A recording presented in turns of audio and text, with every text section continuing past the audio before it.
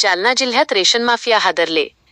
धावडा येथे संयुक्त पथकाचा छापा, 250 क्विंटलहून अधिक धान्य जप्त. केदारखेडा. प्रतिनिधी बी.के. धसाळ. जालना जिल्ह्यात सार्वजनिक वितरण व्यवस्थेतील पीडीएस शासकीय धान्याचा काळाबाजार करणाऱ्यांविरोधात प्रशासनाने आतापर्यंतची सर्वात मोठी आणि धडक कारवाई केली आहे.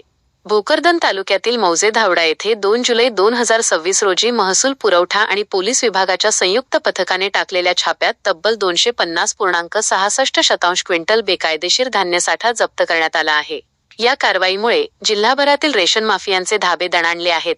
जिल्हाधिकारी आशिमा मित्तल यांच्या थेट मार्गदर्शनाखाली पोलीस अधीक्षक श्री तेगबीर सिंह संधू आणि जिल्हा पुरवठा अधिकारी सुकेशिनी पगारे यांच्या कडक निर्देशानुसार हा धडक कारवाईचा प्लॅन आखण्यात आला होता.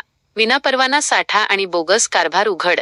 भोकरदन तालुक्यातील काही ठिकाणांवर शासकीय धान्याचा अवैध साठा करून त्याची काळ्या बाजारात विक्री केली जात असल्याची गोपनीय माहिती प्रशासनाला मिळाली होती.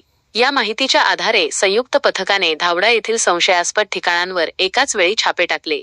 या कारवाई दरम्यान पथकाला शासकीय वितरण व्यवस्थेतील खालील धान्यसाठा विनापरवाना साठवून ठेवल्याचे आढळून आले. गहू आणि तांदूळ, हरभरा, मका आणि ज्वारी, तूर आणि सोयाबीन कागदपत्रांची मोठी अफरातफर. तपासणी दरम्यान संबंधित ठिकाणी धान्य साठवणूक, त्याची खरेदी विक्री किंवा वाहतुकी संदर्भातील कोणतीही कायदेशीर कागदपत्रे उपलब्ध नव्हती. एवढेच नव्हे तर साठा नोंदवही, स्टॉक रजिस्टर, विक्रीच्या नोंदी आणि इतर महत्त्वाचे अभिलेख गायब असल्याचे निदर्शनास आले.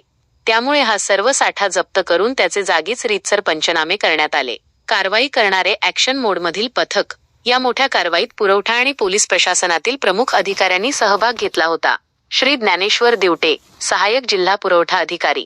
श्री सदानंद नाईक, पुरवठा निरीक्षण अधिकारी भोकरदन. श्री नंदकुमार क्षीरसागर, सहाय्यक महसूल अधिकारी, जिल्हा पुरवठा कार्यालय.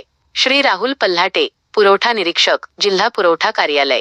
श्री संतोष माने, सहाय्यक पोलीस निरीक्षक वजा API, पारध पोलीस ठाणे आणि पोलीस कर्मचारी. कठोर कायद्यान्वये गुन्हे दाखल होणार.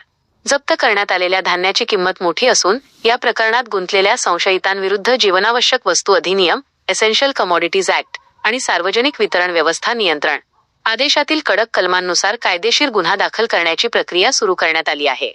नागरिकांना प्रशासनाचे आवाहन. सार्वजनिक वितरण व्यवस्थेतील गरिबांच्या धान्याचा अवैध साठा, काळा बाजार किंवा वाहतुकीबाबत कोणतीही माहिती मिळाल्यास नागरिकांनी त्वरित पुरवठा विभाग किंवा पोलीस प्रशासनाशी संपर्क साधावा. माहिती देणाऱ्याचे नाव गुप्त ठेवले जाईल. अशा रेशन चोरांविरुद्ध जिल्हा प्रशासनाची कठोर मोहीम यापुढेही अशीच सुरू राहील असा इशारा जिल्हा प्रशासनाने दिला आहे.